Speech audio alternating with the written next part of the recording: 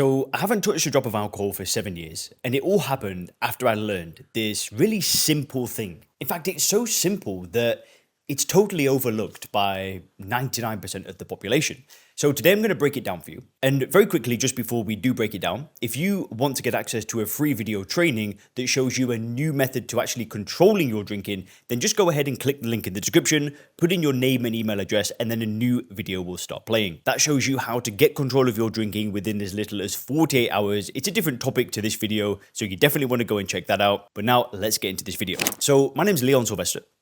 I'm the founder of a coaching company called Sober Clear. I've not drank for 7 years, I struggled with alcohol for almost 10 years, and I've worked with hundreds upon hundreds of clients. And I'm going to give you a different spin on things right now, because you might think I'm going to sit here and tell you that alcohol is poison and it's a drug and all of a sudden you're going to be cured.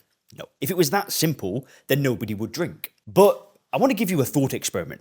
I want you to imagine for a second that you were born in an alternate universe. And in this universe, alcohol is totally illegal. You know, we've got the war on drugs. Well, in this country, we've got the war on alcohol, right? Like, alcohol is just a no-go. It's available, but it's totally illegal, right? So imagine you're born into this country. So I don't know if you got this when you were at school, but when I was at school, there was a lesson called PSHE, and I think it was physical, social, health, and I don't know, economics, environment. Basically, it was a class that we got that prepared us for life. And you got things like sex education, you got things about racism, you got what else was there? Drug education. There were all these kinds of life education things that we got taught at school. And I'll never forget. They showed us this, it was like this made-up documentary of drugs.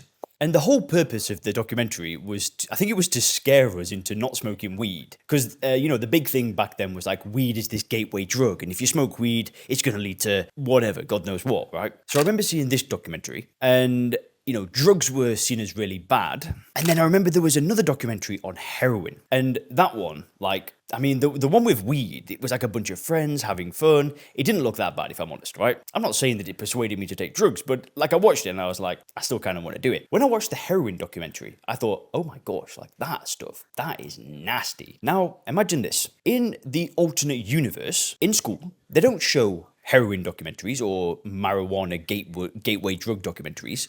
What they do is show alcohol documentaries. And in this alternate universe, there are two types of documentaries they show on alcohol. The first is the scientific side. They show exactly what alcohol is. They show how it impacts the body, how it destroys pretty much every cell it comes into contact with, how it's a known carcinogen that causes cancer. If they knew about our universe, they'd know that it kills 95,000 Americans each year. Globally, it kills hundreds of thousands of people. So they'd show this side of things. And then on the other side of it, they'd show how it damages the individual on a societal and an individual level. So it might show the impact that it has on somebody's family. It might show somebody getting a phone call from a doctor saying, you've got cancer.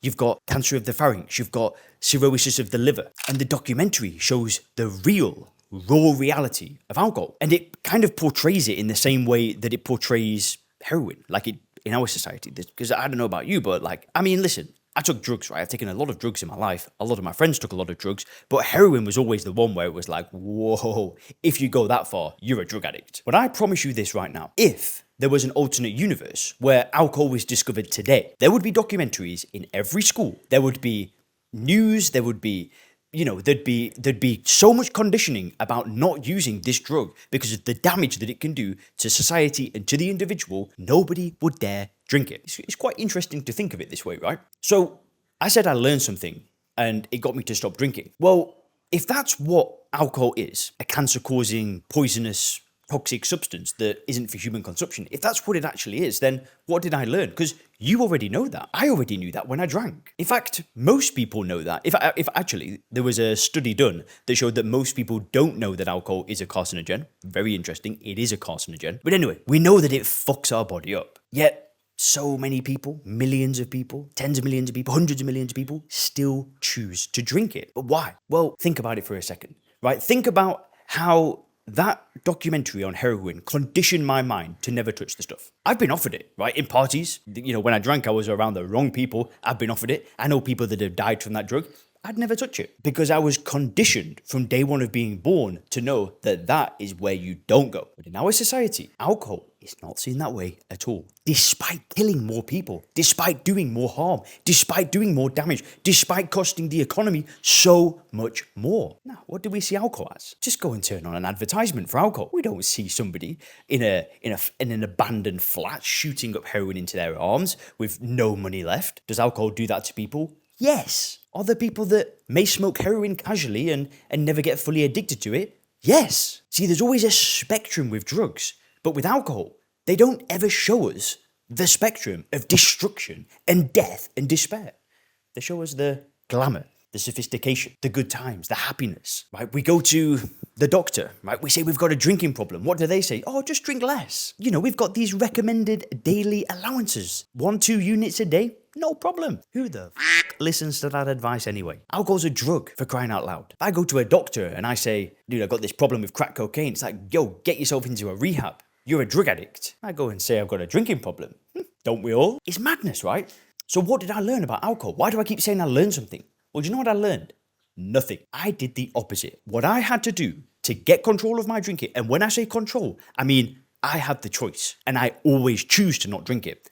I can drink if I want to. I never choose to drink. What I had to do was I had to unlearn all of the stuff that I've been told since day one of being born. I almost feel like I've now watched the heroin documentary for alcohol. So I stopped seeing it as something that adds value to my life. You know, when I see James Bond ordering his martini, shaken not stirred, you know, looking all cool and confident and cocky and sexy and thinking he's the man, I don't see the man. I see somebody drinking a drug. When I see, you know, a couple get married and they're having a glass of champagne, I don't see the champagne as anything that adds anything to that event. Yeah, sure, I'm happy for the people getting married, but I see them drinking a drug. And I think I just killed a mosquito. I hope I did, because I don't want to get dengue fever again. I got dengue fever last year. I'm so scared of mosquitoes at the moment.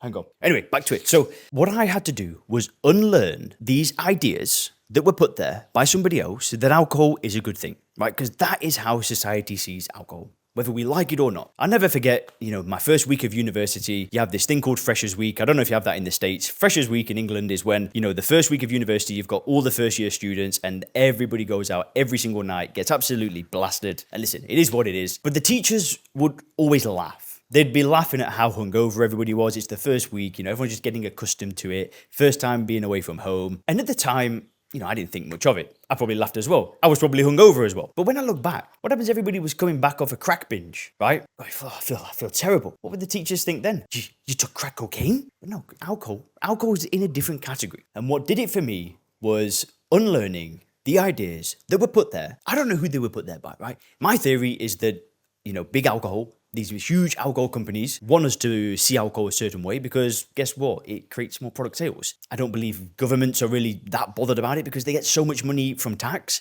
And you know what? Most politicians are probably drunks themselves, except Donald Trump. Very interesting fact. Donald Trump has never touched alcohol in his life. And to this day, I've never had a drink. And I have no longing for it. I have no interest in it. To this day, I've never had a cigarette. Don't worry. Those are only two of my good things. I don't want to tell you about the bad thing. But politicians aren't bothered about it. You know, they're more interested in keeping power. So if they were to, you know, start banning alcohol and start having, you know, campaigns against alcohol, guess what? That's going to create uproar in the people and they're going to lose their positions of power. So it's never going to happen. So we don't need to learn anything. The trick to not drinking and feeling totally okay with it is to be mindful. When you start seeing these messages, advertisements, right? I don't know, publications on the news saying alcohol drinkers live longer. When you see that beautiful packaging in the seltzers. I don't know if you've seen those seltzers now, but it looks like I'm about to drink some healthy vitamin, I don't flipping know what, flavored electrolyte water. No, I'm drinking freaking poison. So when you see this, you need to understand that this is big business. This is big money. And guess what? The people selling this stuff don't care. They don't care if you die from it. Nobody gives a shit. And I promise you, when you start seeing through these lies, through this nonsense, and you unlearn what you thought you know was true about alcohol, it's like a light bulb switch. Now, this is what I help people do in my program. We use a mental model called first principles thinking. And it's funny, a lot of my clients, when I teach them the stuff that I tell them, they always say, dude, I feel like I've known this all along. And it's because they have. Seems so simple to say it, but whatever, for some reason, the approach that you developed made it almost like, oh yeah, that makes sense, instead of these other things about, oh, it's negative, oh, it's bad, oh God, it's really hard, all this stuff. I think you cracked the code on this mental model thing. You know that alcohol is bad. You know that. But the Sober Clear program really helped me understand what alcohol was. And once I really understood what alcohol was, it really, really was easy to quit. Because there was a time, maybe when you were a kid, maybe when you were a very young teenager, where you had the beliefs that I have now. But through the years, through different interactions with people, through different messages,